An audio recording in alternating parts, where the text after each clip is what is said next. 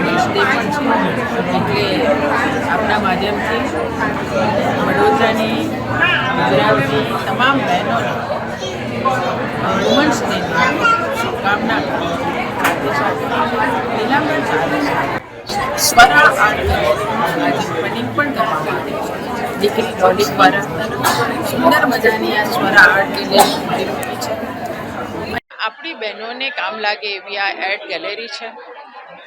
જે કોઈ બહેન પોતે ઘરગથ્થુ કંઈ ને કંઈ પોતે પ્રોડક્ટ બનાવે છે તો એના માટે પણ એને પ્લેટફોર્મ અહીંયા આપવામાં આવ્યું છે. એવું સુંદર આ આર્ટ ગેલેરી બનાવી છે. હું સ્વરાને ખૂબ અભિનંદન આપું છું, ડોલીને અભિનંદન આપું છું કે તેણે ખૂબ સારા વિઝન સાથે આ વડોદરાની બહેનો માટેની આ એક સેવા માટેની તૈયારી બતાવી છે.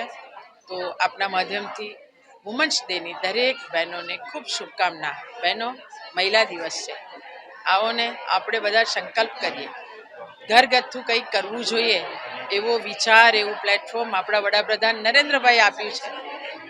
ત્યારે તો આપણને એમ થયું કે હું કંઈક બનાવું અને બજારમાં વેચવા જાઉં. તો એ પ્લેટફોર્મ મોદી સાહેબે આપ્યું છે. તો આપણે બધા જ એ પ્લેટફોર્મનો ઉપયોગ કરીને કંઈ ને કંઈ તો કરીએ, પણ સાથે આપણું ભારત વિકસિત ભારત બનવા જઈ રહ્યું છે. તો એ વિકસિત ભારતમાં પણ આજના દિવસે સંકલ્પ સાથે કે આપણું મહિલાઓનું યોગદાન પણ ખૂબ મોટું હોય એવી પણ આપણે સૌ એક સંકલ્પ કરીએ. ફરીથી આપ સૌને મહિલા દિવસની ખૂબ શુભકામના. સ્વરા ગેલેરી ખાતે ભરતભાઈ પરીખના દીકરી ડોલી પરીખ અને એમના જેવી સશક્ત મહિલાઓએ ભેગા મળીને સ્વરા ગેલેરીના નામે એક આજે ઓપનિંગ છે.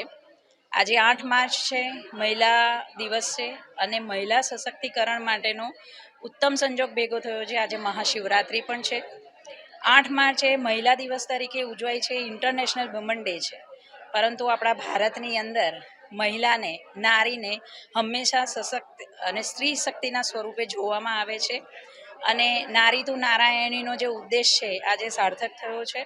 સ્વરા ગેલેરીના આજે ઉદ્ઘાટનમાં મહિલા જે દરેક ક્ષેત્રે આગળ છે વડોદરામાં, એમને પણ એવોર્ડ આપીને નવાજીત કરવામાં આવ્યા છે અને સ્વરા ગેલેરીમાં ડોલી પરીખ અને એમની સાથે જે મહિલાઓ જોડાઈ છે એમને હું સક્સેસફુલ થાય એમના મિશનમાં એવી શુભકામના પાઠવું છું.